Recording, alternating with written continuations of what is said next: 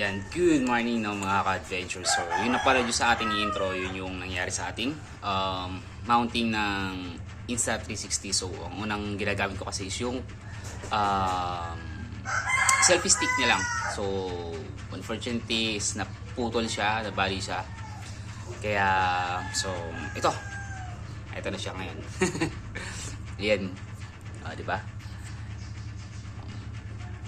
Yan yun. So, ito yung pinagkakabitan natin ng Insta360 natin doon sa kung ano yung Sigma sa side mirror niya. So, ayan, naputol niya. Kasi plastic lang to. Diba? So, pero sa pansamantala, kinabit ko lang ulit siya doon sa may mount ko, sa unang mount ko doon sa may kanyang visor. Diba? Pero, para sa akin, hindi na safe yung part na yon. Kasi doon nga siya nahulog nung una, di ba? Kaya nag side mirror mount tayo using this selfie stick. Pero yun nga, naputol. Pwede naman sana i-directa doon sa side mirror yung pinaka mount niya. Tsaka yung Insta natin, no? Ito. So, pwede naman siya direkta sa doon sa may side mirror. Iti-twist lang natin ng ganyan. Kaya lang, para saan masyadong mababa yung kuha. So hindi ako satisfied sa kuha niya kasi itong part lang nito sa right side lang ang nakukunan niya, hindi yung nasa left side is hindi na. Kaya kailangan talaga natin na mas mataas na mounting para naman maganda at makuha natin lahat ng angulo. So kaya order tayo ng bago. Ayan, so nakita ko ito. Actually konti for bicycle mount, pero sa tingin ko okay naman siya para sa motor. So tingnan natin kung ano yung laman. Okay?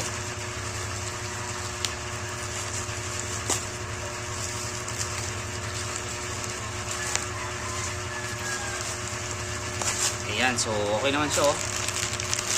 Ayan. May dalawang laman pala siya. Dalawa pala yung laman niya. So check na natin. First, ito yung sticks. Tingin ko, sigurado ako dito. Ayan, so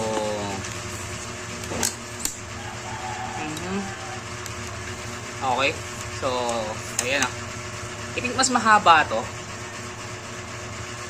And ayan,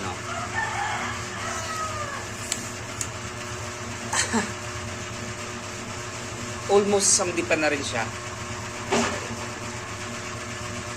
Ayan, mahaba talaga siya. So pwede kapag mahaba na rin yung kanyang tip. Okay, so ito na yung una. Ito is imamount natin doon sa may side mirror natin. Ayan, tapos dito natin lalagay yung ating Insta. Okay, so next one is ito pa, may kasama siya dito. Ito yung kinakabit na para may lagay natin siya sa mounting ng mountain bike. So, may rubber. For mounting to ng side ng mountain bike eh. Ayan, di ba? Dito yan. Lalagyan mo ng rubber. Tapos ito, pwede mo sa mount ng ano. Actually, na-adjust to ito.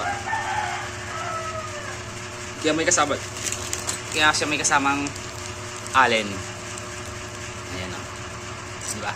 So para dito yan, para ma-adjust nyo, at saka ito para mahigpitan mga kuha nya, allen bolts nya. Ayan. So dito yan.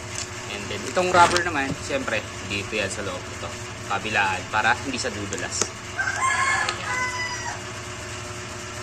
So pwede na to pala sa may bracket ng top box.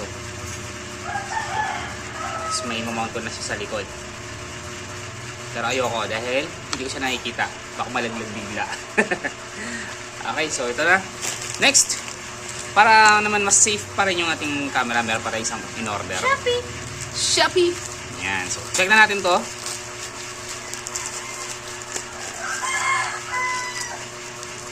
Siyempre buksan muna natin, maayos pa rin.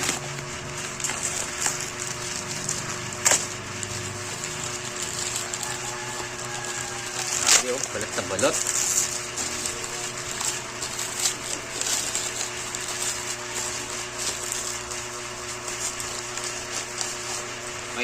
Ayan na. So, malit lang to na item, no? So, kasama niya. May mga kasama ko siya. Napakalit na item lang pero napakalaking tulong to sa ating camera para maprotektahan, para maging safe. Shopee. Hindi malaglag. Shopee! Baka naman. So, check natin. Ayan. Ito yung kanyang rib cage, kung tawagin, or rabbit cage. Check natin. Ayan. Okay, so may allen.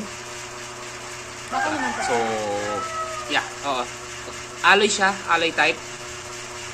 Magkano yan? Ayun yung 1,000? Paano ba ito buksan ngayon? Saan ba ito binubuksan? Ayan, so na-ignorante pa ako. Hindi ko alam kung paano bubuksan. Di ba?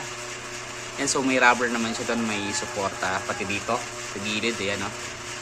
Ito pa, may mga rubber padding naman siya. Ito, sa side. So ilalagay natin sa loob yung ating camera. Ito natin siya ilalagay. Ayan. So pwede siyang paganyan para sa selfie stick. And pwede siyang i-mount directly. Ayan. Diba? Alright, so yan, nakita ako na kung paano siya i-lock or i-unlock. Ayan pala, oh. Diba? So, slide lang natin pag ganun to unlock. Ganyan. Alright. So, try natin. Ayan, so, ito na yung ating Insta. Try natin. Ayan. Asan yung upper part? So, ito yung sa baba. Ayan. Try natin.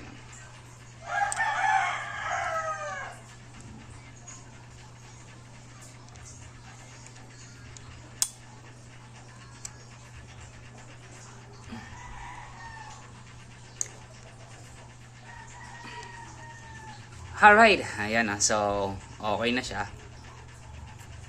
Ngayon,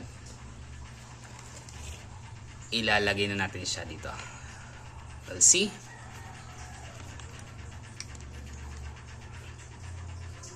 Ayan. Okay, so yan. Mas safe na siya, di ba? And ang kagandahan niyan, so pwede ka na maglagay dito ng mga cable just to make sure na magbumigay ulit itong part na to dito, di ba? So you can put some cable para hindi siya malaglag. Di ba? So, mas okay na siya. Mas safe na siya.